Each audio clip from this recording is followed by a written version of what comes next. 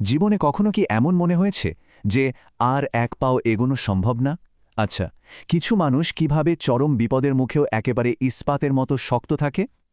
আজকে আমরা ঠিক এই আনব্রেকেবল বা হার না মানা মানসিকতার পেছনের বিজ্ঞানটাকেই খুঁজে বের করব, পৃথিবীর অন্যতম কঠিন একটা ধৈর্যের পরীক্ষাকে ব্যবচ্ছেদ করে। তো প্রশ্নটা হলো, সত্যি অদম্য হতে ঠিক কী লাগে? এই প্রশ্নের উত্তর খুঁজতে আমরা সোজা চলে যাব 100 পিকস চ্যালেঞ্জের গভীরে। এটা যেন একটা জীবন্ত গবেষণাগার, যা মানসিক শক্তির একেবারে চূড়ান্ত পরীক্ষা নিয়েছিল। প্রথমেই চলুন বুঝে নিই এই ধৈর্যের পরীক্ষার বিশালতা ঠিক কতটা ছিল। দেখুন, 100 পিকস চ্যালেঞ্জ কোনো সাধারণ সপ্তাহ শেষে ট্রেকিং না। এটাই আমাদের মানসিক দৃঢ়তা নিয়ে গবেষণার মূল ভিত্তি। ভাবুন তো, কটা চূড়া জয় করতে হয়েছিল? 10টা? না, 50টাও নয়, পুরো 100টা। হ্যাঁ, এই দলটাকে যুক্তরাজ্যের 100টা সর্বোচ্চ চূড়ায় চড়তে হয়েছিল। আর এই প্রায় অসম্ভব কাজটা করার জন্য ওদের হাতে সময় ছিল মাত্র 25 দিন। মানে প্রতিদিন গড়ে 4টা করে চূড়া জয় করতে হয়েছে কোনো রকম বিশ্রাম ছাড়াই। ভাবা যায়? আর সবথেকে অবাক করার মতো বিষয় হল, এই পুরো কঠিন চ্যালেঞ্জটা কাঁধে তুলে নিয়েছিল মাত্র 4 জনের একটা ছোট্ট মূল দল। গবেষকরা এই ধরনের পরিস্থিতিকে বলেন এক্সট্রিম এনভায়রনমেন্ট। সোজা কথায়, এটা এমন একটা পরিবেশ যেখানে শুধু টিকে থাকার জন্যই অসাধারণ শারীরিক, মানসিক আর পারস্পরিক বোঝাপড়ার দক্ষতার প্রয়োজন হয়। এখানে চাপের মাত্রাটা ছিল আমাদের কল্পনারও বাইরে। তাহলে এই চরম পরিবেশের চাপটা ঠিক কিভাবে কাজ করে? এবার আমরা মূল সমস্যাটার দিকে নজর দেব।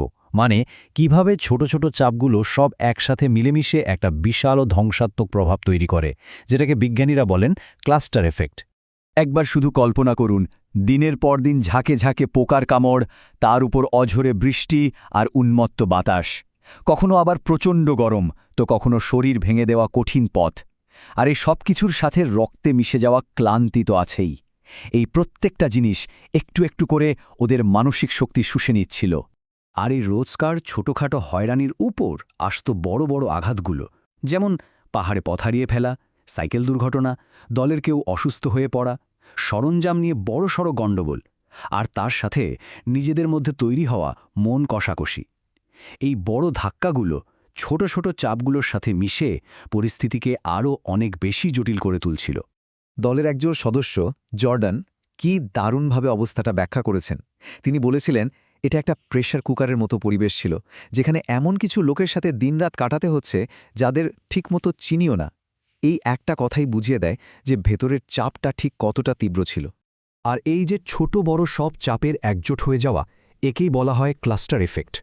এর মূল কথা হল, সম্মিলিত চাপের প্রভাবটা কিন্তু আলাদা আলাদা চাপের যোগফলের চেয়েও অনেক গুণ বেশি মারাত্মক হয়। তার প্রশ্ন হল, এই অসহনীয় চাপ থেকে ওরা বাঁচল কিভাবে? চলুন এবার সমস্যা থেকে সমাধানের দিকে যাওয়া যাক। দেখা যাক কিভাবে এই দলটা নিজেদের টিকিয়ে রাখার জন্য একটা বিশেষ মানসিক কৌশল তৈরি করে নিয়েছিল। ওদের মূল অস্ত্র ছিল একটা বিশেষ মানসিকতা, যার নাম চ্যালেঞ্জ মাইন্ডসেট।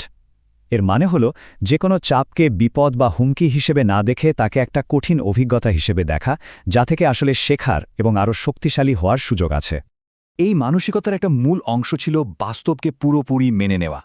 যেমন দলেরই একজন, চার্লি, বলছিলেন, আমরা প্রত্যেকটা পাহাড়ে উঠছিলাম, কি ভয়ঙ্কর খাড়া ছিল সেগুলো, কিন্তু আমরা তার মধ্যেই দারুণ মজা করছিলাম, হাসিঠাট্টা করে সময়টা পার করে দিচ্ছিলাম। আরেকটা জরুরি কৌশল ছিল বিশাল লক্ষ্যটাকে একদম ছোট ছোট ধাপে ভেঙে ফেলা। ব্লেয়ারের কথাগুলো শুনুন। এই চ্যালেঞ্জে তার একটাই উপায়, এক পায়ের সামনে আরেক পা ফেলা। আমি থামি না, আমি শুধু চলতে থাকি। মানে পুরো 100টা চূড়ার কথা না ভেবে ওরা শুধু পরের পদক্ষেপটার উপর মনোযোগ দিচ্ছিল। আর সম্ভবত ওদের সবথেকে আশ্চর্যজনক অস্ত্রটা ছিল রসিকতাবোধ। চার্লি একটা ভয়ঙ্কর মুহূর্তের কথা বলতে গিয়ে বলেন, একটু নড়লেই মনে হচ্ছিল পুরো পাহাড়টা নড়ে উঠছে, আর আমরা একে অপরের দিকে তাকিয়ে শুধু হাসছিলাম। এই হাসিটাই কিন্তু কঠিন মুহূর্তে চাপ কমিয়ে পরিস্থিতিকে অনেক সহজ করে দিত। কিন্তু মানসিক শক্তি শুধুমাত্র একার লড়াই তো নয়, তাই না? দলের ভেতরের রসায়ন বা বলা যায় সোশ্যাল ডাইনামিক্স একটা খুব জটিল ভূমিকা পালন করেছিল। কখনো সেটা শক্তি জুগিয়েছে, আবার কখনো পরিস্থিতিকে আরও কঠিন করে তুলেছে। ব্যাপারটা অনেকটা একটা কয়েনের এপিঠ ওপিঠের মতো। একদিকে ছিল মনোবল বাড়ানোর মতো ঘটনা, যেমন কোনো বন্ধুর হঠাৎ করে বিয়ার নিয়ে হাজির হওয়া বা কঠিন একটা দিনের শেষে 1 কাপ গরম চকলেট। আবার অন্যদিকে ছিল মনোবল ভেঙে দেওয়ার মতো বিষয়, যেমন ব্যক্তিত্বের সংঘাত, ভুল বোঝাবুঝি বা কৌশল নিয়ে মতের অমিল, যা নিজেই একটা বড় চাপ হয়ে দাঁড়িয়েছিল। তো এত সবকিছুর পর মানসিক দৃঢ়তা বা রেজিলিয়েন্সের আসল প্রকৃতি সম্পর্কে আমরা শেষ পর্যন্ত কি শিখলাম? চলুন এই বিশ্লেষণের সবচেয়ে গুরুত্বপূর্ণ এবং চূড়ান্ত সিদ্ধান্তে পৌঁছানো যাক। তাহলে কি মানসিক দৃঢ়তা একটা স্থির অপরিবর্তনীয় গুণ যা কিছু মানুষ জন্ম থেকেই পেয়ে যায় আর বাকিরা পায় না? কি মনে হয়? এই প্রশ্নের উত্তরটা কোনো তত্ত্বে নয়, লুকিয়ে আছে এই ডেটার মধ্যে। এখানে চ্যালেঞ্জের ২৫ দিন ধরে দলের প্রত্যেক সদস্যের মানসিক দৃঢ়তার স্কোর মাপা হয়েছে। চলুন দেখি এই সংখ্যাগুলো আসলে কি বলছে। গবেষণাটা একদম পরিষ্কার করে দেখিয়ে দিয়েছে যে রেজিলিয়েন্স কোনো নির্দিষ্ট বা ফিক্সড স্কোর নয়। এটা একটা গতিশীল ব্যক্তিগত প্রক্রিয়া যা সময়ের সাথে সাথে বদলায়।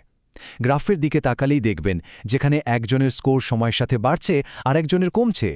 এটাই প্রমাণ করে যে মানসিক শক্তি এক জায়গায় কখনো থেমে থাকে না। সুতরাং মূল কথা হল মানসিক দৃঢ়তা কোনো জন্মগত বৈশিষ্ট্য নয়, এটা একটা প্রক্রিয়া।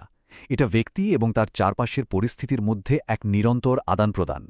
বারবার সহনীয় চাপের মুখে পড়েই একে গড়ে তুলতে হয়। ঠিক যেমন ব্যায়াম করলে আমাদের পেশি শক্তিশালী হয়, মানসিক দৃঢ়তাও সেভাবেই চর্চার মাধ্যমে বিকশিত হয় আর বদলাতে থাকে। তাহলে শেষ প্রশ্নটা হলো, যদি মানসিক দৃঢ়তা জন্ম থেকে পাওয়া কোনো দেয়াল না হয়ে একটা ঢেউ হয় যা আমরা সামলাতে শিখি, তাহলে একটু ভেবে দেখুন তো আমাদের নিজেদের জীবনের কোন ঝড়গুলো আমাদেরকে আসলে পরের বড় ঝড়ের জন্য প্রস্তুত করছে। ব্যাপারটা ভাবার মতো, তাই না?